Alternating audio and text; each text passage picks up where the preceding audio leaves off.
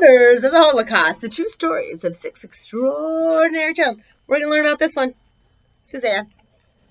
She's up next. Here she is. I hope there's no hard words in this one. I'm excited because, look, there's animals. We haven't really heard much about animals yet. And we're going to a different country. But I'm excited for this one. Thanks, Suzanne. Oh, my Paris was gorgeous. I lived in the 20th. Oh, jeez. Arrondissement? She's at the top of the Eiffel Tower. Look at that. Oh, my goodness. I loved Paris. Being a little girl there was fun. We used to walk along the Seine and over the bridges. Oh, wow. Oh, look at that. That looks like fun. Yippee! My mom used to put me on a carousel ride. We watched marionettes in the park. There was always music playing. It was lovely. There was always music playing. It was a lovely life. It was a cultured life. I remember going to preschool. I loved going there, but I didn't go there for very long. Uh-oh.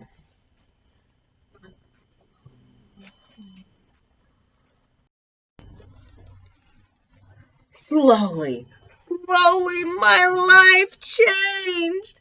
The first thing we couldn't do was we couldn't go out. You started to hear noises that you hadn't heard before. It was really scary sometimes. As I understand it now, we were occupied, and all of the shouting and activity you could hear outside were Nazi soldiers. Oh, man. The day it happened, it was August, and it was hot. I was with my father at the window, and suddenly he said, "They're here." Oh, no. What does that mean?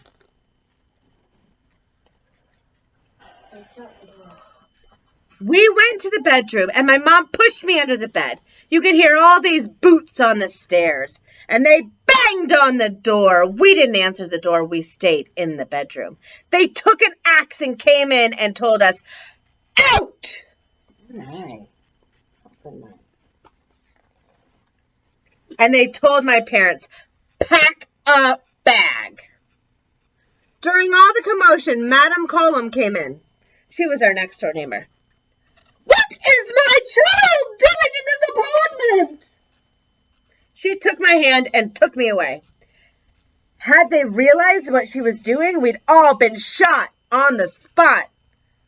But she got away with it. Woo! Oh, that's a good neighbor. See, let's see what happened. She took me to her apartment and put me underneath her dining table with a chenille tablecloth over it. Big chenille tablecloth. She made me a little bed, and I lived there for 2 or 3 weeks. It was solitary. It was lonely. It was dark. I had nightmares there.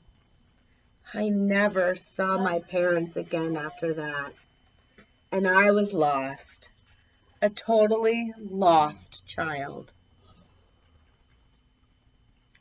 After that, Madame Colum took me out one night and furtively had to go to catch a train. The first hiding place she took me to was Montebleu, which was southwest of Paris. I couldn't go to school. I couldn't go out in the street because there were German soldiers everywhere. Goodness.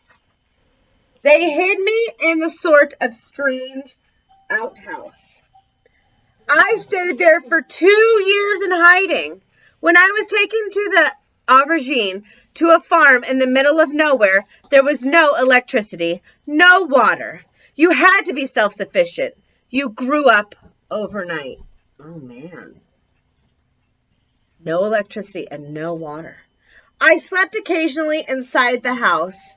Splash, splash. But then other times I went and sleep with the goat. Because she had some kids, they were warm and they were friendly and they would snuffle against your cheek. Oh, she slept with the sweet goats. Mm-hmm. During the day, I had to go out and work like a man. No. It was hard in the winter when it was frozen. My hands were blue and they were cracked and bleeding and sore.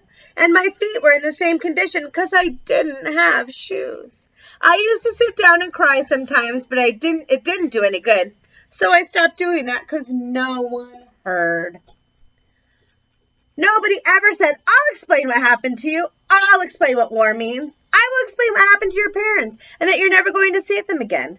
I will explain that you are never going back to your house in Paris. Ah! Forget it. It's gone. So she was sad because nobody explained anything to her, and she was only in preschool. The war ended in 1945. And I was still in the regime for 2 years. We didn't know. We hadn't been told. I didn't know the war was over because we didn't have newspapers. We didn't have a radio. We didn't have electricity. Nobody knew. Suzanne was eventually rescued by the Red Cross and taken to live with her grandmother in Newcastle, England. Oh. Thanks, guys.